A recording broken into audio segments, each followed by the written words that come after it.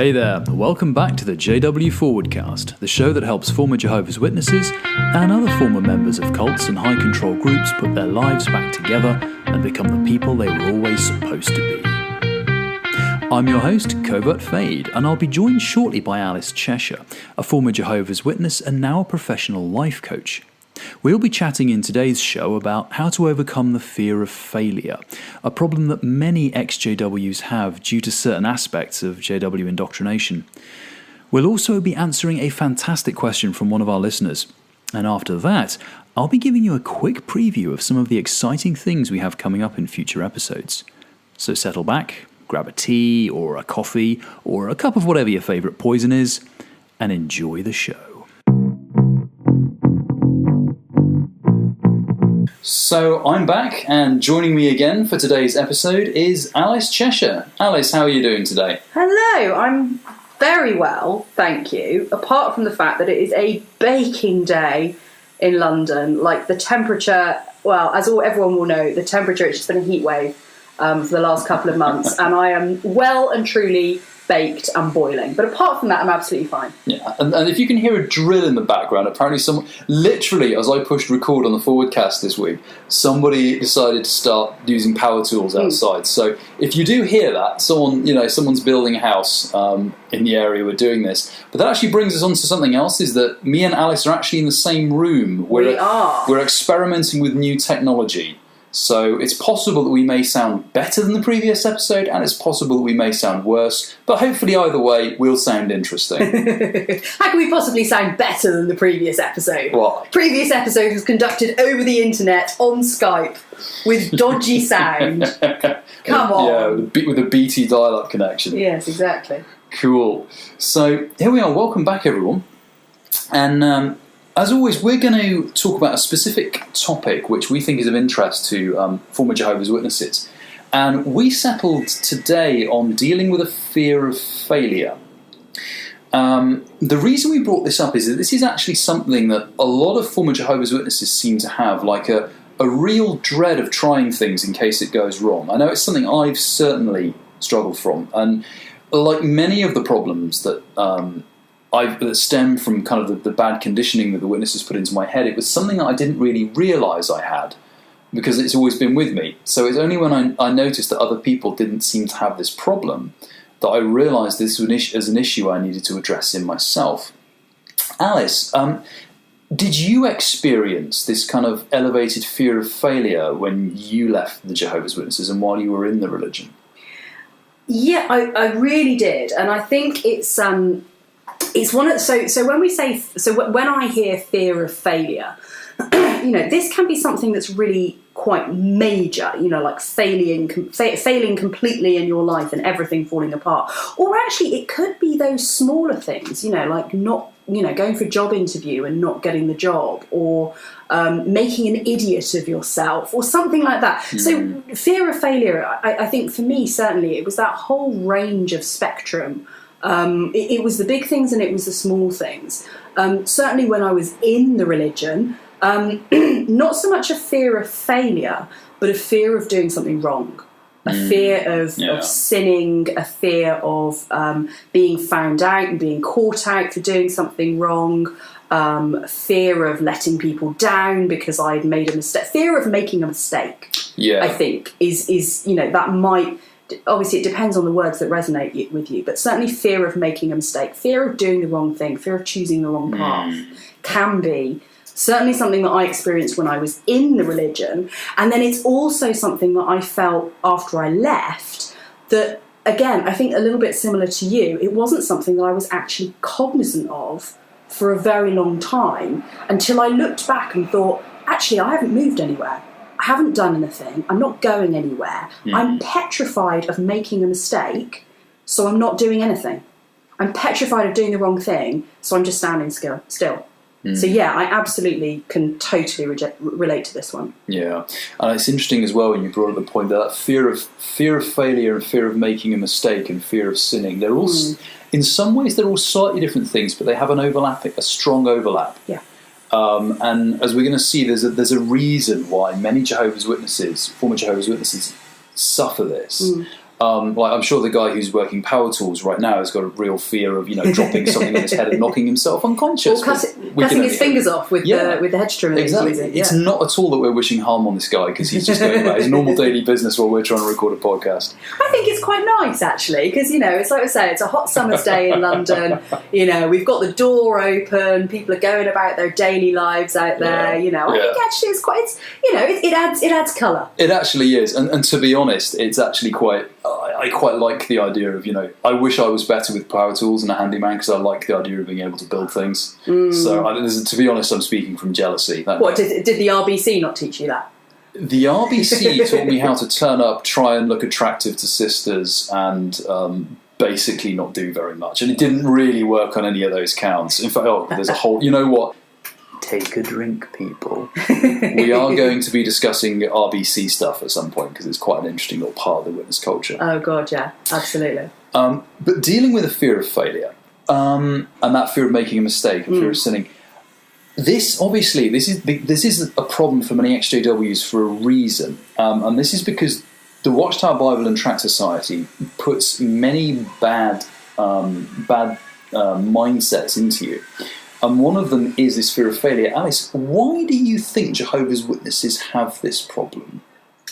Well, I think there's a couple of different things, and obviously we've been talking before, and I know that we both sort of came to quite similar conclusions on this when we were talking about it. So I'll go with the first one that I sort of came up with, which is essentially when you're, particularly when you're growing up. I can remember being a little girl and being told by my parents to behave myself, not only in the JW world at meetings or whatever, but at school as well. I had to be perfect at school. I couldn't get told off because if I did, I was going to bring reproach on Jehovah's name. And I remember it vividly. You are his representative. You represent him at school. You're one of his chosen people.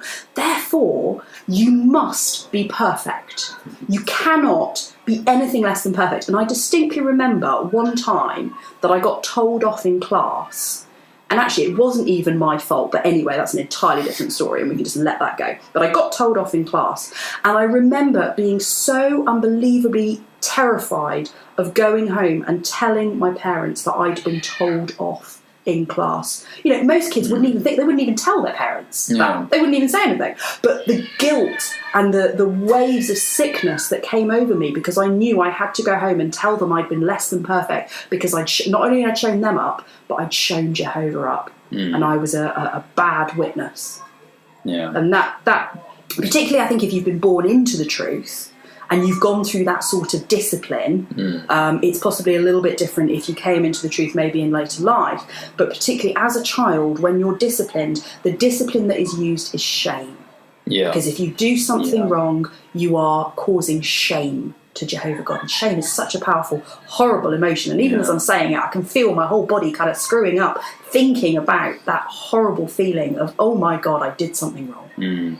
So that's one aspect where they're linking that powerful fear of shame with the concept of failure. So you failed and it's shameful. Yeah. There's something else that I think was that Jehovah's Witnesses, the Bible is obviously a book, a very big book that has a lot of stuff in it. And there's a lot of stuff in the Bible that's very merciful and very forgiving and that's very humanistic. And there's a lot of stuff in the Bible that's a bit, you made a mistake, so now you're going to get speared through your head. Or eaten by a bear. Or have something horrible happen to you. Or your children are going to be killed. And obviously I know various different Christian faiths interpret various parts of the Bible in different ways, but the Jehovah's Witnesses really like the parts of the Bible where people get punished for making a mistake. Those are the bits they tend to home in on. So we're frequently, I remember my book of Bible stories, you really get to, Moses makes a mistake and strikes the rock. He makes one mistake and he's gone from the promised land forever. People make a wrong choice and they're punished for it. Yeah. Failure has horrible consequences. Yeah. And I think that carries through into a lot of the way that Jehovah's Witnesses actually run their organisation.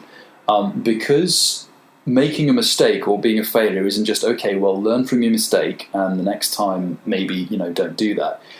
They can throw you out and shun you for it. So if you make a mistake and smoke a cigarette, or if you, inverted commas, make a mistake and keep watching films you're not supposed to watch, or if you try gambling, or if you are attracted to somebody and sleep with them. These are all decisions which people can make, which other people may look at and think, I wish I hadn't slept with that person, or I wish I hadn't smoked that cigarette, or I wish I'd done this. But it's actually no big deal. They just learn from it and move on. For Jehovah's Witnesses, you may lose everyone you love. And do you remember as well, and I was thinking about this the other day, do you remember when you would sit in the hall and they would announce from the platform that somebody had been reproved? Oh, yeah. Do you remember listening to that? And at the time, as a sort of, fully in JW, someone's been reproved. And it was the worst thing ever. Yeah. For you felt, oh my God, how could they have possibly done something? The level of judgment that came with those announcements. You think back at that, how everybody was collectively expected to feel about somebody who'd made a mistake. Yeah, it's one of those occasions where they kind of highlight the passage from when Jesus spoke about judging not lest you be judged. They kind of highlight that and dial it down into small font. Yeah. On certain occasions. Yeah. We'll just put that to one side. Put that to one side. Judge away, people. Yes, exactly. And the other thing I think, obviously one of the key doctrines of Jehovah's Witnesses is the doctrine of Armageddon. And that's God's going to turn up and kill everyone who's making mistakes. Mm-hmm. And possibly even some of the Jehovah's Witnesses. There's actually quite a lot of Watchtower literature, and you'll hear a lot of talks that are given. I think recently Anthony Morris has done a couple where they imply that, not all Jehovah's Witnesses are going to survive because maybe they're making mistakes. Maybe they're not 100% perfect. Mm. So literally you go through life as a witness thinking every little slip up you make might be the slip up that just tips the balance. And whereas before you might have scraped through and avoided murderage by an all-powerful God, now you're going to get some serious murderage because of that. Maybe that one mistake was just one mistake too much. Yeah. And it's and as I've said, there's many different there's many different religions. There's many different religions who look at the Bible. But Jehovah's Witnesses are definitely a religion that look at the Bible and they really like to put emphasis on the judgmental parts, and other areas of the Bible that maybe are more forgiving they will talk about, but they're not really the things you walk away from focusing on once you start to become a Jehovah's Witness.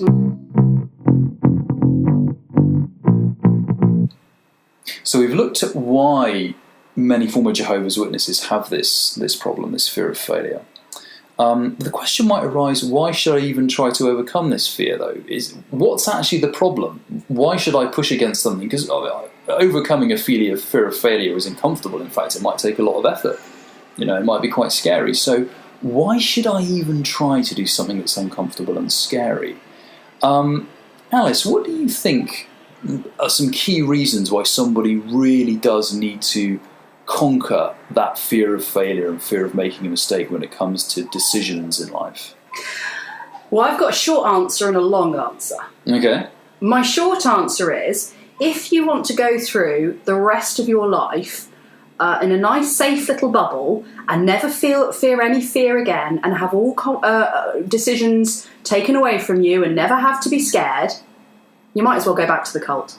Just get your ass back in there right now. If you really want your life to be like that, then what are you doing here?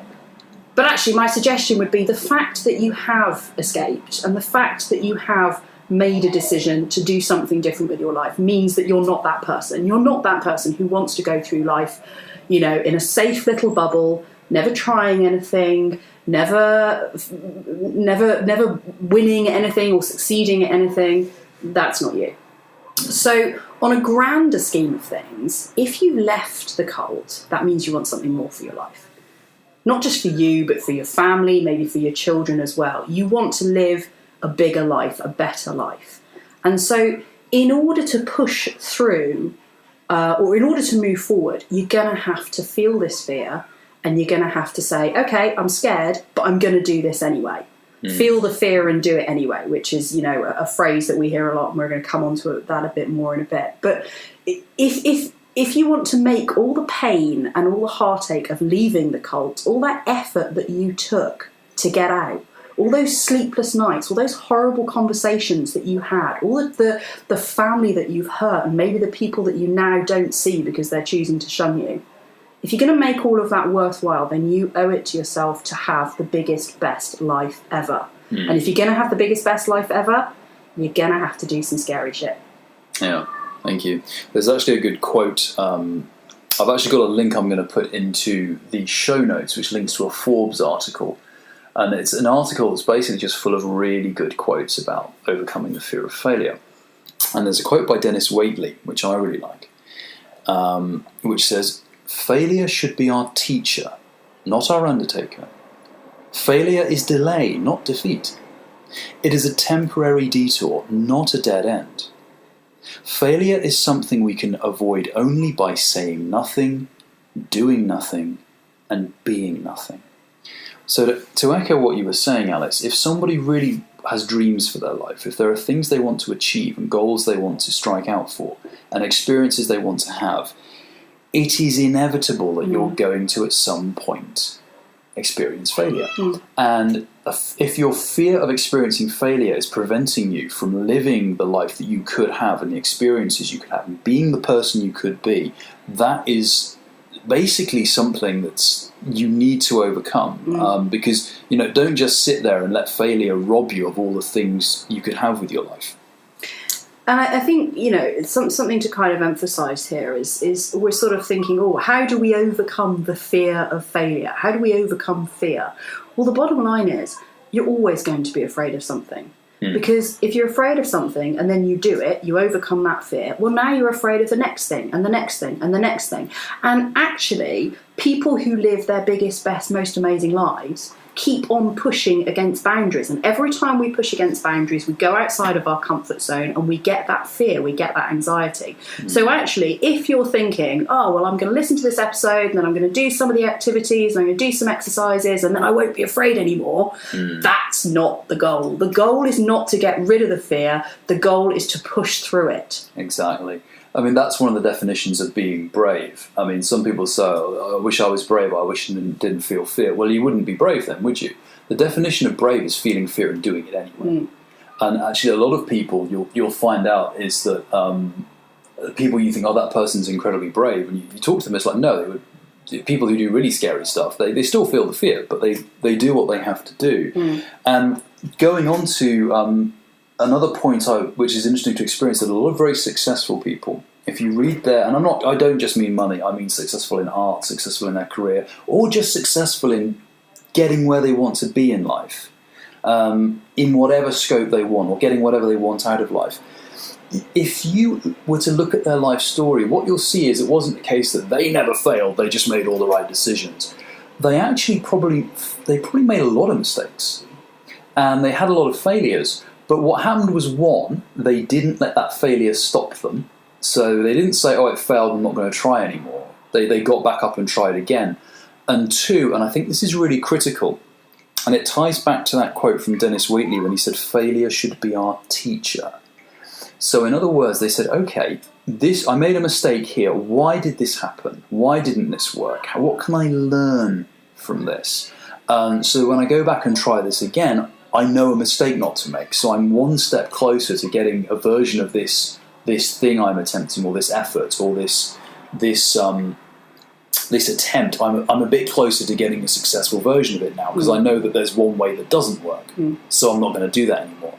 And I think that's important, because it's one thing to just say, I'm going to press on regardless of how much I fail. That's good, but it's also critical to analyse what goes wrong if you do make a mistake, and think to yourself, okay, what actually happened there? How can I apply the lessons learned in my life? And that seems to be a key of many people who are very successful in whatever term they want to define success in their life. They're people who learn, and they're people who apply the lessons of failure. Yeah. And I think, we can all kind of agree, I think, that most people feel some element of fear or anxiety when they're trying something new. Whether it's, whatever level that's on, most people feel that, some form of anxiety. But I just wanted to read a quote from a book which I absolutely massively love. and I would recommend for everybody to pick up. And I'm going to pick a couple of points out of this book. And it's actually called Feel the Fear and Do It Anyway. It's a book by Susan Jeffries. If any of this is resonating with you, you must go and buy this book. It's bloody awesome. Anyway, there's a particular quote in here. If we understand that most people feel some kind of anxiety, so the quote is, if everybody feels fear when approaching something totally new in life, yet so many are out there doing it despite the fear, then we must conclude that fear is not the problem. So what I love about that quote, just to paraphrase it back, is that there are so many people out there who aren't scared of stuff and yet they're doing it anyway. So for us to say, well, do you know what? I'm really scared of applying for a new job. I'm really scared of getting into a relationship and getting vulnerable. Yeah. I'm really scared of going for that dream experience. Well, actually, that in itself is not a reason not to do it, because other people are doing it. Yeah. Other people have exactly the same fear, and yet they're doing it.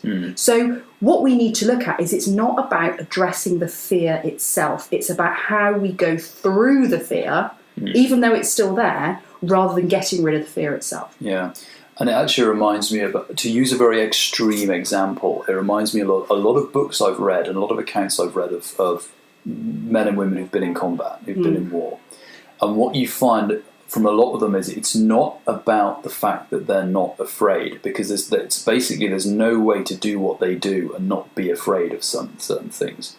It's about the willingness to go do it anyway, because you can't go, you can't walk into battle without taking a risk of failure. And you have to learn to do it anyway. You have to accept that risk and accept that it might go wrong, but learn how to do it anyway. Now, that's a very extreme example, but let's scale it back. You'd love to fall in love with someone. There's no way to go and find someone to fall in love with without opening yourself to the risk of that relationship failing. It's impossible. You can't do that. So if you are saying, well, I'll only do things I'm not scared of, or things that I can take the fear away from, you'll never do anything. And that's, as you were saying, so what we're looking for here is not necessarily ways to make you this incredibly unafraid badass who can do absolutely everything without any kind of elevated heart rate or feelings of dread. What we're going to try and do are look at ways for you to say, okay, this is scary to me, but I'm going to do it anyway, even though I'm kind of scared. And that's actually how human psychology works. Because chances are, if you actually genuinely met a person who genuinely wasn't afraid of anything and didn't feel fear under any circumstances, there's probably something wrong with that person. There's probably something quite abnormal in their psychology, and you probably wouldn't want to be around them for too long. So what we're going to do now, we've talked about why you should really want to overcome this and force yourself into situations where you still feel fear, but you're going to take action anyway. How? What are some ways that we can change our mindset regarding failure, Alice? And maybe some tips. This is what we're going to discuss now. So how can we start to get to grips with feeling the fear and doing it anyway? Well, one of the things that I really think, and one of the reasons why I think the last couple of times we've talked on this podcast, we've started out with, why do people feel this way? Where has this come from? Just some kind of understanding, partly for our own heads, and also partly so that people understand that, this isn't just you. Lots and lots of people feel like this. You're not weird. It's okay. So understanding, I think, is a first point. And one of the things that's really interesting is to actually understand what it is we're actually afraid of. Okay. And I'll explain what I mean by that. And I'm going to go back to this book that I recommended. And I think if you mentioned you might put the link for it. Yeah, I'm actually going to put the link for this book into the show notes. Feel the Fear and Do It Anyway. So if you check the show notes, there'll be a link to the Amazon page for you to pick this up. It really is so good. So Feel the Fear and Do It Anyway by Susan Jeffries. She talks about understanding fear and how fear actually is one of 3 levels. Okay, so there's our level 1 fears, which are sort of the superficial fears. Then there's the next one down, which is sort of what's going on under the surface. And then there's a level 3 fear, which is the fundamental fear. Okay. So I'm going to take an example. Okay, let's say level 1 fear, I'm frightened of getting into a relationship. Let's say that's our top fear. Okay, now that's our level 1 fear. Our level 2 fear is actually, I'm frightened of getting my heart broken. Right, so it's not the getting into the relationship that's scary, it's actually the getting the heart broken that's scary. But then, so our level 1 fear, I'm frightened of getting into a relationship. Our level 2 fear, I'm frightened of getting my heart broken. Actually, the level 3 fear is I won't be able to handle it if I get my heart broken. Right. So it's not the fact that we might get our heart broken, it's that we don't think we'll be able to handle it. And when you actually look at most of the fears that we have, fundamentally, when we break them down into that level 1, so let's take another one. Level 1, I'm afraid of public speaking. Okay. Level 2, I'm afraid of public speaking because I'm afraid of rejection. Okay. Level 3, I won't be able to handle the rejection. Okay. So if I can put my own to see if I've understood this properly. So if I was going to start a business, and I'm afraid of starting my business, so the fear is holding me back. Level 1, the kind of what's bubbling on the surface of my brain is I'm afraid to start my own business. Level 2 is what's bubbling under that. The real thing that's going on is I'm afraid that this business will fail. And then the real core of that is level 3. I'm worried that I won't be able to handle it if this business fails. Exactly. And it's really that level 3 that's driving everything else, because most people who start a business are probably like, I have that fear lurking that it won't work. But if they have that confidence, but if what they're looking to develop maybe is that level 3, is to, rather than saying, I'm afraid I won't be able to handle it, have a mindset that, well, if the business fails, I'll deal with it. I'll cope. Exactly. So fixing things at level 3 kind of automatically is going to take care of level 1 and level 2. It's not going to make the fear go away, but it's going to make you feel I can deal with it. Yeah. And I think that understanding is really key, because also what we're not saying there is we're not addressing the fact that we're not saying, well, to make this fear go away, we need to guarantee that the business succeeds, or we need to guarantee that you won't get your heart broken, or we need to guarantee that you won't get rejected. That's not what we're saying here. We're still allowing for the fact that something might go wrong. Yeah. You know, the business might fail. You might get your heart broken. Any one of these things could go wrong. But the point is, what we actually need to address is this point of, if something goes wrong, I can handle it. Yeah. I can deal with it. And actually, as soon as we understand that, and we get down to what the real fear is, fear a lot of the time actually is just down to our self-confidence, whether or not we believe that we can handle what happens if these things go wrong. Yeah. And I just think, so I read this book quite a few years ago, and I keep coming back to it every now and then, and I've dug it out again in advance of our conversation today. And I just think understanding those 3 levels of fear and actually getting to the core of what is it I'm actually afraid of. I'm not afraid of any of these things happening. I'm afraid that I won't be able to deal with it. Yeah. And that's interesting, because would you say then, speaking from a life coach perspective, fear is one of the things that, in a way, the more you fail, and this is not suggesting you should deliberately go out to screw up everything you touch, but the more you fail and the more you realise that it's not the end of the world, the more it starts to address that level 3. So, for example, if I've never started my own business, and my fundamental fear is if it goes wrong, I won't be able to deal with it. One of the things I've noticed about many successful businessmen is at some point in their resume, there is actually a business that failed. Yeah. There's something that didn't work and lost them a lot of money, or they ended up sleeping. I mean, worst case scenario, I know one guy said they basically ended up sleeping in his office because he lost his house. And then for him, it was a huge learning experience, and he was able to not do that again because he knew what went wrong. But if you've gone through it once, so the fear of someone who's started 3 businesses and had one of them fail, he's probably, when he starts his 4th, he's probably also thinking, I really am scared this will fail.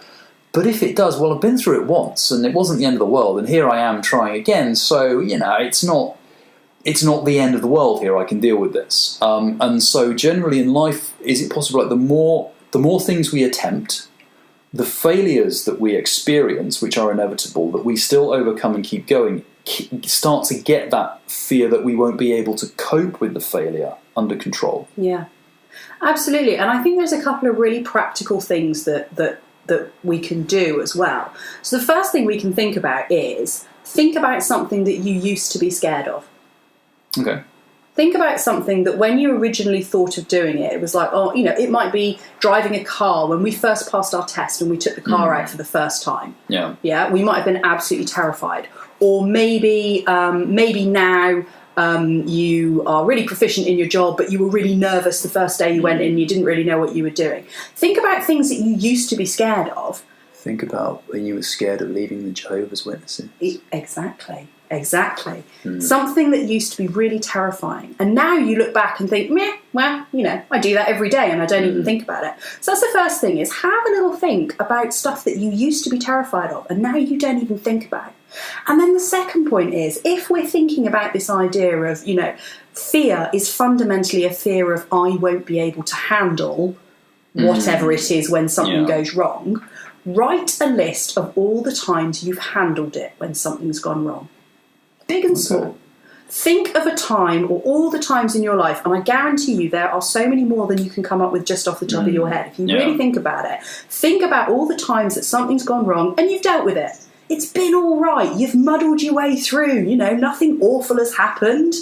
You came out the other side. Yeah. And by reminding ourselves that actually I can handle this thing because I handled all the other things, it's a really, really powerful tool. Yeah. I think it's interesting as well because I think also if you remember how some people, I know this is true for myself, always draw worst case scenarios in their brain. And what's interesting is most of the time that worst case scenario never comes to pass. Even if things do go a little bit off the rails and you end up in a scenario where, okay, this isn't going the way I planned, chances are it's not a case that everything is on fire the way you assumed it might go. I think because I think there are some people I know, if you are prone to drawing worst case scenarios and you have a Jehovah's Witness upbringing, you have a lot of stuff kind of to overcome. But that's certainly one thing to keep in mind, is if you think if the first response is, oh, this is all going to go wrong in the worst way possible, well, how many times in your life has that really happened? And even if there is one or two times in your life where that really happened, well, you're still here. You got through it. It might have sucked, but you came out the other end and you got through it. So this is a way you can start to build confidence in your ability to make a decision, even though you're a bit scared of what might happen, and have confidence that even if it goes off the rails a little bit, it's solvable. There's a workable solution for it. Yeah. And also, I think, you know, stop thinking. A lot of the times we think of things in a very binary point of view. Let's say that we've got a decision to make that's in front of us. And we can either sometimes we think to ourselves, I'm either going to make the right decision or the wrong decision.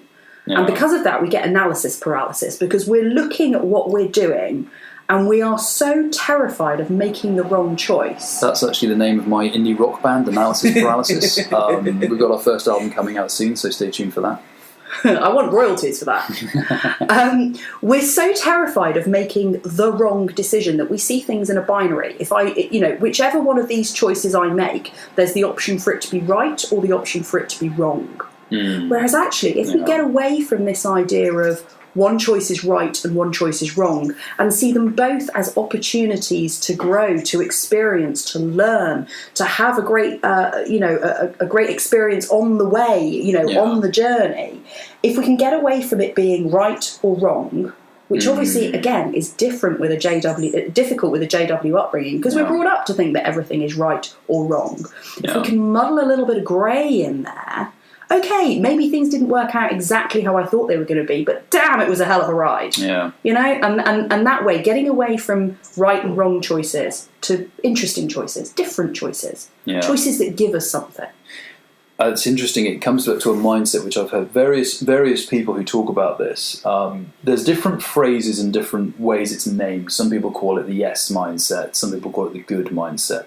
But it's a way that when things when you make a decision that doesn't work out the way you planned, say, yeah, great, good. Because what you're doing is you're learning something.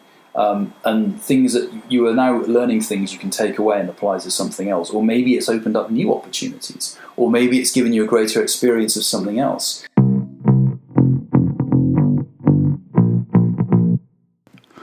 Hi everybody, Covert Fade here. So at this point I had to cut about 10 seconds of audio because our friend with the power tools got a little bit trigger happy and you couldn't really hear what I was saying.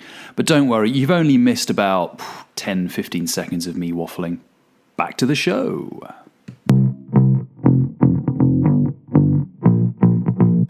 And so sometimes it's a bit of a cliched phrase to say, oh, it's character building. But the reality is, to go through life trying things and having some things go a bit off the rails or not work out the way you want often does give you a much deeper perspective on life and kind of refines your qualities as a person. There's, I know we mentioned him on the last podcast, but again, Tim Ferriss, the guy who interviews successful people. And one of the interesting questions he always asked them was, what was your most useful failure? Something that didn't go according to plan, but set you up for later success because it taught you something or gave you an opportunity that later, was massively useful and successful. And the answers he gets from that are amazing, because some of them really are that, the person tried something and on the surface it all went horribly wrong, but actually it was the best thing that could have possibly happened for them, because they learned from it and then applied it, or it opened up opportunities that you never saw coming, or it taught them something about what they really wanted in life. And they realised that what they've been trying for, actually this failure made me realise I don't want this at all. And because I've had this failure now, I'm not going to waste 10 years of my life trying to do something that wouldn't make me happy. Now I actually know what I want. So retrospectively, when they look back, they say that failure was the best thing that ever happened to me. And when you kind of reset your brain to view failure in that way, it becomes much less of a scary concept. And I like the way you said it's more like it's a journey that you're on. And now you can kind of think, oh, okay, this journey isn't going where I thought it was going, but it's kind of interesting where it's taking you. Let's see where this goes. And I think that comes back to this building in ourselves by reminding ourselves of all the times that we have handled it when things go wrong. Yeah. Telling ourselves and building our trust that we will be able to handle it when things go wrong. And that also gives us the opportunity to just sit back and enjoy the journey. Rather than being, as you mentioned a moment ago, there are people who just see the worst case scenario and all they can see is it going wrong. And that causes so much stress and anxiety. Whereas actually, when we learn to trust ourselves, not trust ourselves to get it right all the time, but trust ourselves to be able to handle it no matter what happens, all of a sudden we can say, wow, this is going a bit different. Yeah. I didn't expect this to happen, but I'm going to enjoy it on the way, because whatever happens, wherever I come out, I'll deal with it. It'll be fine. Yeah, absolutely. And it's like you say, sometimes some things are quite interesting because when they're going wrong and going through them, they feel quite stressful, but they actually make the best stories to tell a year later. Oh, God, yes. And if you think, I want you people, if you're listening to this, think back some of the things in your life that at the time when they were happening to you, they were not fun, but now this is the story you tell when everyone's sat around at the pub and stuff's going on, and this is the story that grips people and gets laughed at or everything else, because it's made your life richer. And that's one good way I've found of mindsetting when things are going a bit crazy and stressful as well. A year from now, this is going to make a great story. And also, if you think about it, now I'm fairly certain that we all know somebody like this. Is there somebody in your life who tells stories where they're always the hero and everything always goes perfectly? You know the kind of person that I'm talking about. Well, I did this and it was perfect, and then I did this and everyone said jolly good show, and then I did this and I did it absolutely amazingly, and then I got promoted, and then I got the girl, la la la. Are they dull as dishwater? Yes. And aren't they really bloody annoying? Yes. Actually, who wants to listen to those people? Because there's no character to them. There's no depth to them. Now, I'm really sorry if you are one of those persons listening to this where genuinely everything goes right in your life. I feel very happy for you. I don't think you exist. You're like a purple unicorn as far as I'm concerned, because you do not bloody exist. What we want, and what's interesting, think about the people that you actually enjoy hanging around with. They talk about their mistakes. They talk about that time that they got really drunk and ended up naked in the middle of the road. Stuff that goes wrong makes us interesting. Yeah, absolutely.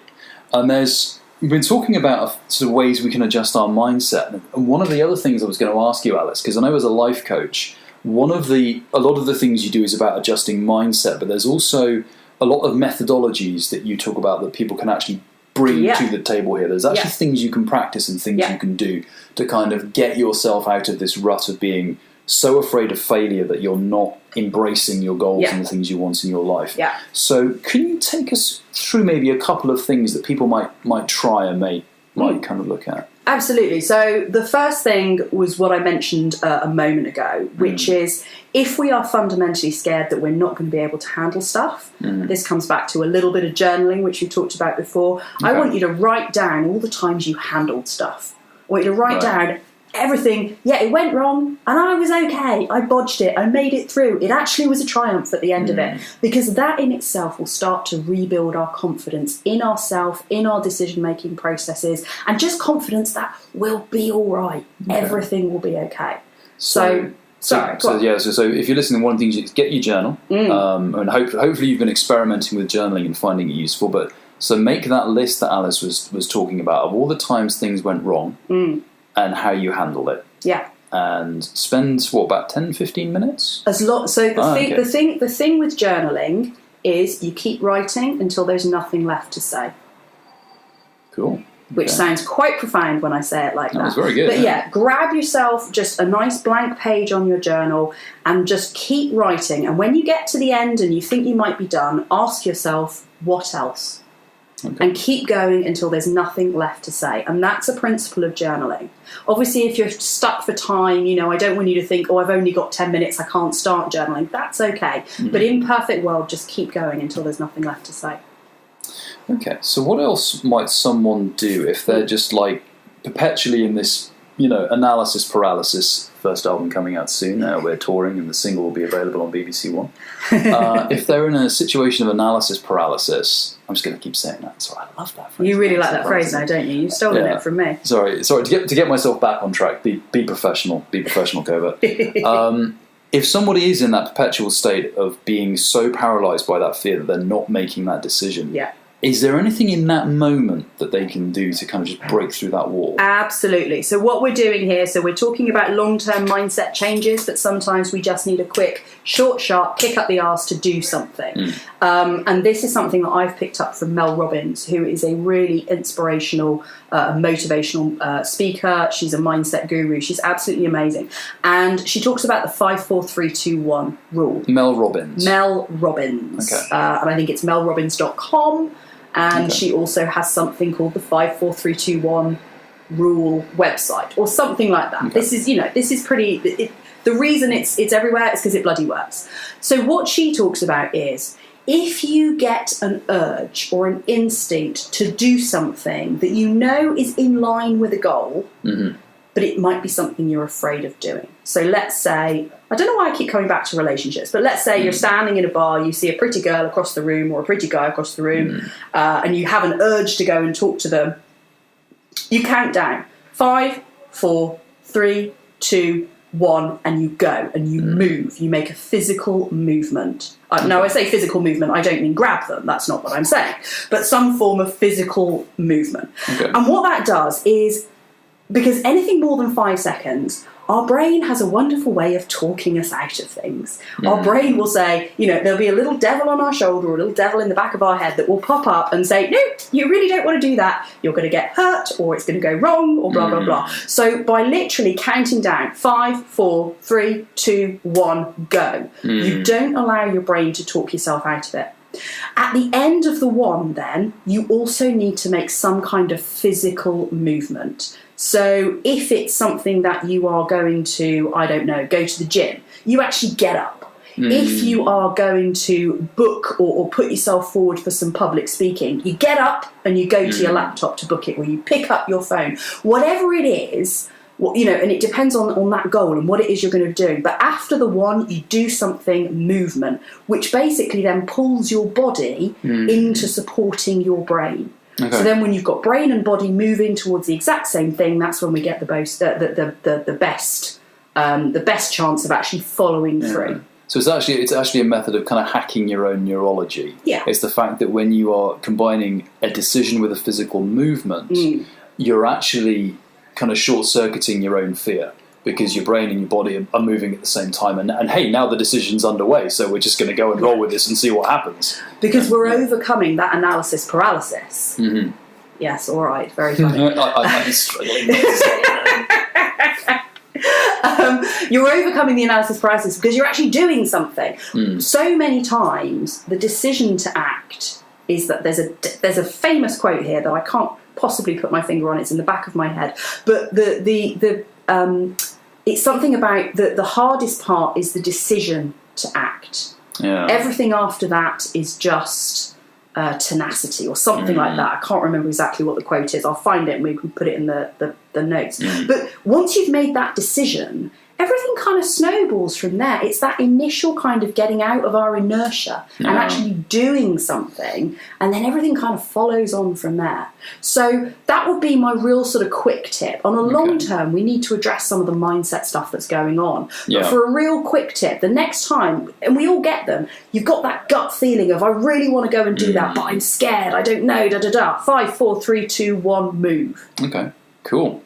So that's very useful. It's funny. It reminds me of a phrase it's actually a mantra that I have when I'm ever in a moment of being paralysed by fear. It's actually from a fantasy novel I wrote. There's a writer called Joe Abercrombie who writes fantastic. Think of Lord of the Rings meets a sarcastic Tarantino movie. Okay. Now that either sounds like your thing or it doesn't, but there's a great phrase in there that one of a character who's this very kind of depressed, kind of run-down, battered barbarian always has. He has, when he's about to do something crazy or stupid, he says, well, it's better to do it than live with the fear of it. And I think that's actually a great mantra, something like that, which is I love the idea of the 5, 4, 3, 2, 1, and I think maybe also that mantra is a great thing. Think to yourself, well, it's better to do it than live with the fear of it. Is there anything else? I mean, I noticed you discussed earlier that concept of looking at a decision not in terms of right or wrong, but in terms of opportunities or paths. Is there a word or a name for that concept? Or you can essentially make no-lose decisions. You're looking at a decision, the no-lose model, which is looking at a decision from... And what we do sort of the before is we look at a decision and we say, right, I've got choices, and one of them's going to be right, and one of them's going to be wrong. Yeah. So in the simplest possible expression of that, we've got a 50% chance of messing it up. Yeah. Whereas actually, if we look at it from a no-lose point of view, we say, well, if we make this choice, a load of stuff will happen, and we'll experience a load of stuff down the way. And I can guarantee you, the one thing I will absolutely guarantee you is you won't end up exactly where you thought you would, because life doesn't work that way. Life is not linear. Life takes you on detours and round the block, and God knows where you're going to end up. But if I go that way, I've got this experience. If I go that way, I've got this experience. Neither is necessarily right or wrong, they're just different experiences. And okay, one of them might bring me closer to my goal than the other, but that's okay, because whatever happens, wherever I end up, I'll handle it. Yeah. It's fine. So looking at things from a no-lose point of view, whatever happens, it's going to be fine, and it's going to add to my life. It's going to enhance my life. So when you're looking at that decision, the mindset is really like... rather than saying, oh, what's going to go right or what's going to go wrong, is how either way is like interesting things are going to come out of it. Whichever choice you make, it's going to be valuable. Yeah. And that, again, that helps take that fear of failure a little bit away. Yeah. One thing I heard which was quite good, I can't remember where I heard this now, but I actually really like the idea. And I'm going to try it and report back, because I haven't tried it yet. But I'm going to try this and let you guys know how it goes on the next ForwardCast. The fear of failure is often overcome, like say, a fear of shame and a fear of awkwardness and a fear of getting out of your comfort zone. And it can be especially hard if we like our comfort zones, and we're very bad at making ourselves feel uncomfortable or awkward, or maybe in public, like say, if you're public speaking, if you've got a real nervousness about how you're perceived in public. There's something called the Starbucks challenge. And what you do is you walk into somewhere like Starbucks or a restaurant or somewhere where there are people. Oh my God, what happens? What you do is you lie on the floor for about 20 seconds. So just don't make a big song and dance of it. Just walk into Starbucks, everyone's queuing up for coffee. Just lie down on the floor for 15 to 20 seconds. Don't say anything. If anyone asks you, don't say, oh, I'm doing a mindset challenge. Don't anything. Just lie there for 15, 20 seconds. Have you done this? And then get back up, and I'm going to. You're going to do this? and you get back up. And what you'll find, it sounds like, oh my God, that would be like so weird and bizarre. What you actually find is apparently nothing happens. Most people, they might look at you and be, oh, that's a bit weird. But the world hasn't ended. The floor hasn't opened and swallowed you up. It's not the end of everything. What you've done is you've looked a bit strange in public. And so what? And it's quite an interesting exercise. I'm going to try this because the idea is then that starts to get you over the fear of looking silly in public. And if you think about it, that fear of looking silly or having something weird in public probably stops you. When you don't go up and if that person you'd really like to go and talk to, probably part of it is the fear of looking silly in public that's stopping you. That ability to talk in public or that ability to stand up and in some way draw attention to yourself. And a fear of that might be getting in the way of a specific goal. Like, if you want to become the lead singer of Analysis Paralysis, but you can't stand the thought of standing, being in front of a stadium and being in front of all those people, or maybe something like the Starbucks challenge can just help making you realise that looking a bit daft in public, actually it's not that important. I'm going to try this. That. Yeah. You're going to try this? Yeah, I'm going to do this. So with the next ForwardCast, I'm going to have to report back to you guys, and it'll be that I'm not allowed in any Starbucks again. Ever. Yeah, when you were saying, go into a public place, I was thinking, oh, Jesus, what the hell happens next? Like, you're going to get ejected from the public place for some form of... It'd be like, well, Your Honour, I was researching a podcast, Your Honour. I'm more worried about other people who are going to listen to this and go and try it. And they're like, well, I was listening to a podcast with Covert and Alice, and they told me to do this, and all of a sudden it's going to be our fault. Yeah. So maybe I'll report back. I'll report back when I've tried it. But yes, I quite like that idea. I really like that, and like you say, and then that then becomes one of the things that we can put on our list of things we handled. Exactly. I lay on the floor in Starbucks for 20 seconds and I handled it. And people were looking at me really weird and I handled it. And somebody even asked me if I was okay. And I shrugged and said, yeah, I'm fine. And I handled it. Just have an arrest. Just have an arrest. No, apparently that's the suggestion. If someone's really like, are you okay? So yeah, I'm just having an arrest. It's really hot and the floor's cool. Yeah, it's exactly, yeah. Because what do you say to that? You go, oh, okay. Yeah, exactly. You get up and you just continue as normal and they'd be like, okay. Mind you, obviously being in Britain, most people would completely ignore what's going on the basis that they don't want to draw attention to themselves by asking why you're drawing attention to yourself on the floor. There's a great, as a slight diversion before we move on, there's a great writer called Douglas Adams, and he is a science fiction writer, but he was an amazing comedian, and he came up with fantastic comic sci-fi concepts. And one of them was the somebody else's problem field. And this was a way of making things invisible by convincing everybody who was looking at the object that that object was somebody else's problem. And so therefore, no one can see the object because you look at it and then your brain thinks, no, that's somebody else's problem, and you just ignore it. So it kind of brought me back to that idea of like, especially in the UK, if something's going a bit weird, everyone else just thinks, oh, that's somebody else's problem. I can't even see that happening. Absolutely. Because one of the quintessential things about Britishness is we don't like to make a fuss and we don't like to draw attention to ourselves. Yeah. And so we're much more likely to ignore anything. We have that fear of failure, which we have to overcome. Yes, exactly. So this is probably a subject we are going to return to. That's take a second shot. We've actually been quite good this podcast. We have. People listening to this should not be inebriated in the slightest. We haven't been getting them to drink at all. What a shame.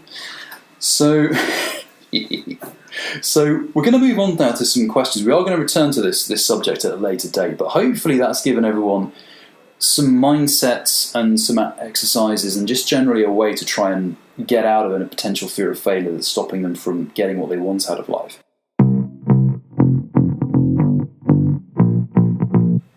So we have a listener question to deal with today, Alice. This question was given to us on Twitter by April Forbes at @LeGreatEscape. _great_escape.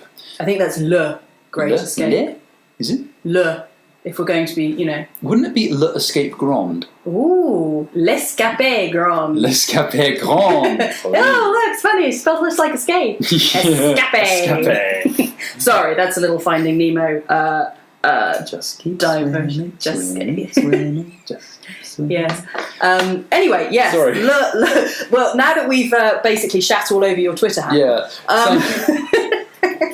So now that we've completely mutilated the French language and also Disney films, this is actually a really good question, and there's actually a third shot coming up because she's dealing with a topic that we are going to try and cover in more detail later on. Take a drink.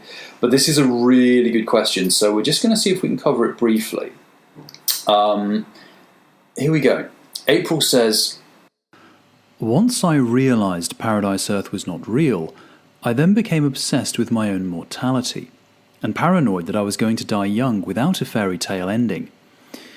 I'm slightly better now, but do you think this is something a lot of XJWs go through? And how do you combat those feelings?" I think that's a really great question. It is, yeah. Alice, can I turn that over to you first to get your feedback on that?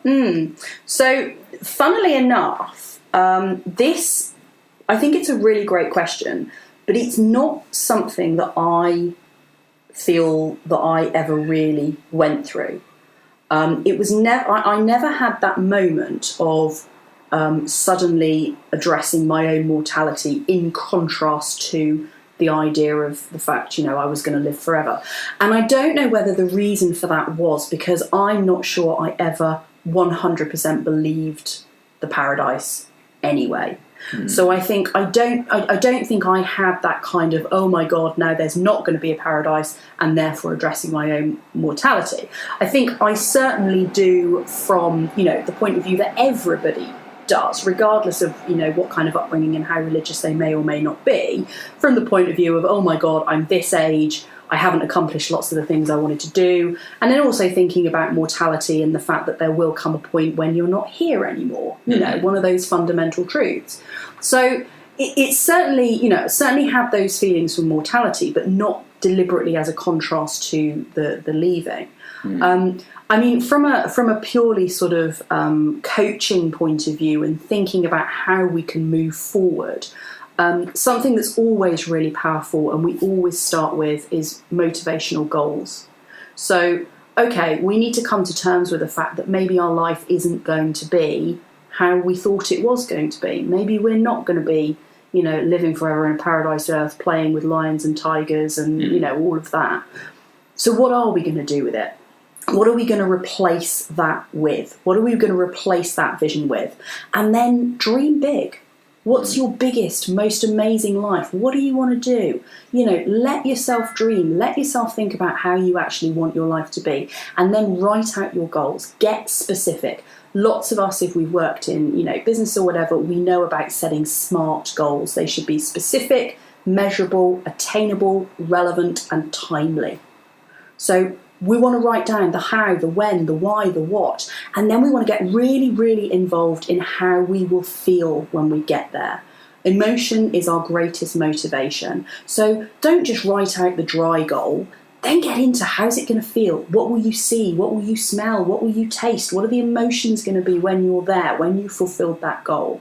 And so by creating a goal that we're just as excited about, possibly even more excited about than the living forever in a Paradise Earth with, all the pictures that we all grew up with in the Live Forever book and whatever, which, don't get me wrong, it was all very beautiful, but wasn't it a bit boring? Actually set yourself a goal that excites you. Replace that vision with something else and then throw yourself into it.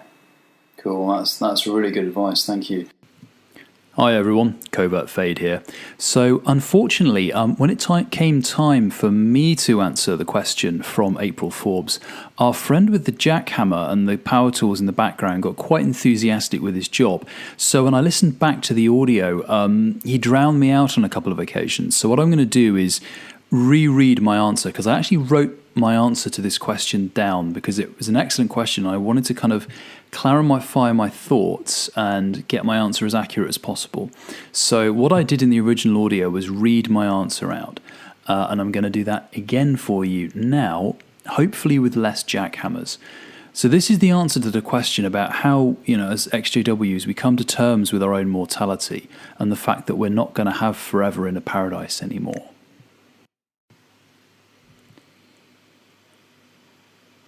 one of the most painful and damaging lies that Watchtower tells its followers is that their time is infinite. That we will literally have forever to live, to follow our dreams, to be with the people we love, to live the lives we want to live.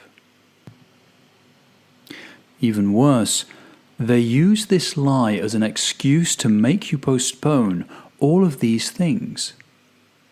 Don't follow your dreams now. Put the people you love in second place. Put it all on hold.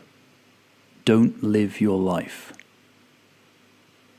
You can have all of it forever, they say, if you right now do what we tell you to do, love who we tell you to love, and dream what we tell you to dream. Yet, the ugly truth is that the tomorrow Watchtower promises will never come. Everything we have will one day end. Our health, our relationships, our dreams, and our lives. In some ways, waking up from Jehovah's Witness indoctrination is like being told that we have a terminal illness. We thought that we would have forever, yet instead we have only a comparatively short period of time. It can be very distressing. It can be heartbreaking. In some ways, we may need to walk the same path of grieving and acceptance as someone who has been given that medical diagnosis of a terminal illness. Life is short. That is tragic, and that is frightening. But it's also wonderful. Because it means that, like all limited resources, time becomes precious. Limited time makes us treasure every moment we have with the people we love, because we know that those moments are limited and special. Limited time makes us work hard and achieve our dreams today, because we know those dreams have an expiration date. Limited time makes us evaluate how we are spending our days now, because we know the sand in this hourglass only runs one way. So ask yourself, how are you spending your time? Are you using it? Building relationships with those that you love and making this world a better place for having you? Are you deciding on the path you want to walk and putting into action a plan to walk it? Are you filling your life with meaningful experiences that you can carry with you on the journey and that you can look back upon fondly when you come to journey's end? Or are you wasting it? Squandering it? Postponing your dreams and your hopes and sitting on the sofa telling yourself, I'll do it tomorrow. Well, one day there won't be a tomorrow. So get out there now and live your life today. So that brings us to the end of our third ForwardCast episode. So, Alice, thank you so much for joining us again. Thank you for having me again. No worries, and hopefully next time I'll have a story of how I was thrown out of Starbucks and never allowed back. And hopefully you'll let us know how Analysis Paralysis are getting on with their initial world tour. We've had loads of problems with the drummer. The guy he's in his hotel room. We think he's been taking substances. He's thrown the TV out the window. It's a nightmare, honestly.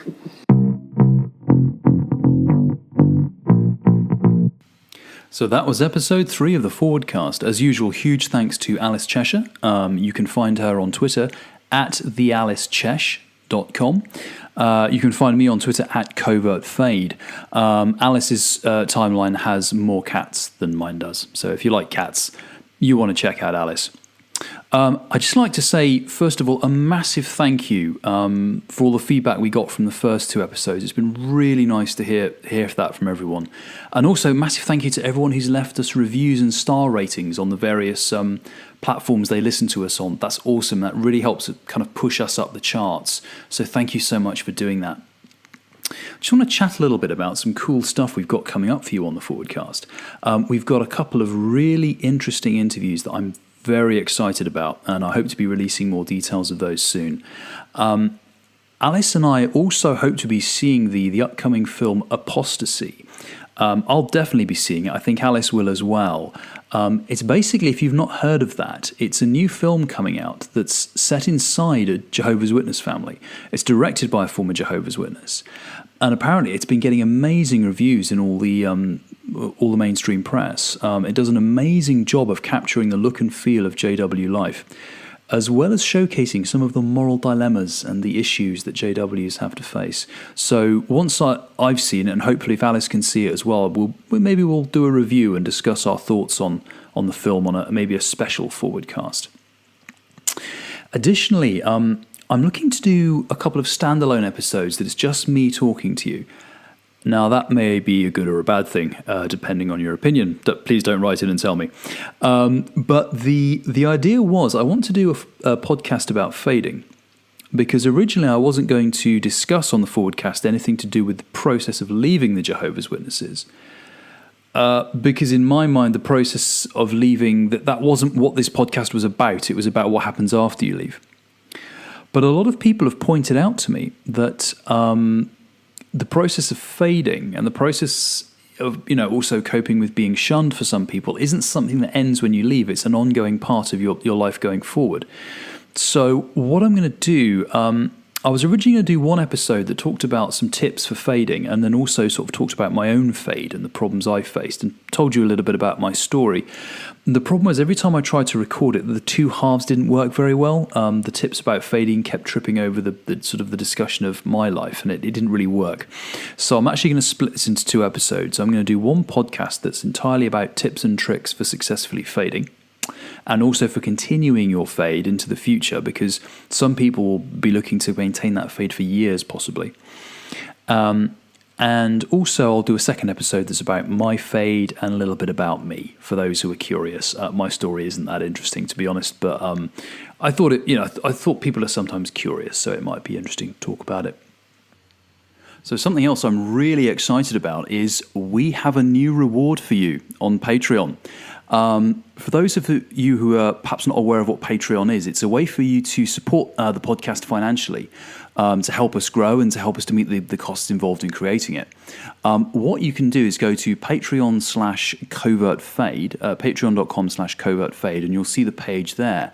And the idea is that you can pledge a certain amount of support every month. The minimum is $1, and the maximum is $10. And in return, you get lots of cool rewards. So you get everything from early access to ForwardCast episodes to access to bonus Patreon-only content. You get the ability to vote on ForwardCast topics. You get the ability to be involved in various Q&As. It's basically our way of saying thank you to you for supporting us. But we've got a new reward there at the $10 level. And because I was racking my brains trying to think of a good reward, something that would be genuinely useful to ex-JWs. So I looked at my own life and I thought, what kind of sucks about my own life that I wish wasn't the case?